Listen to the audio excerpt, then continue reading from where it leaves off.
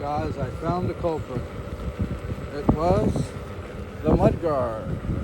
It was rubbing against the tire. It was going click, click, click, click, click when I was riding the wheel, and I was like, oh no, my wheel is faulty.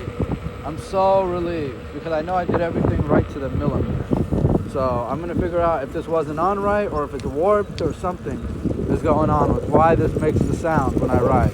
I took it off and the sound is gone. Anyway, just a quick 30-second update about what was making the click noise.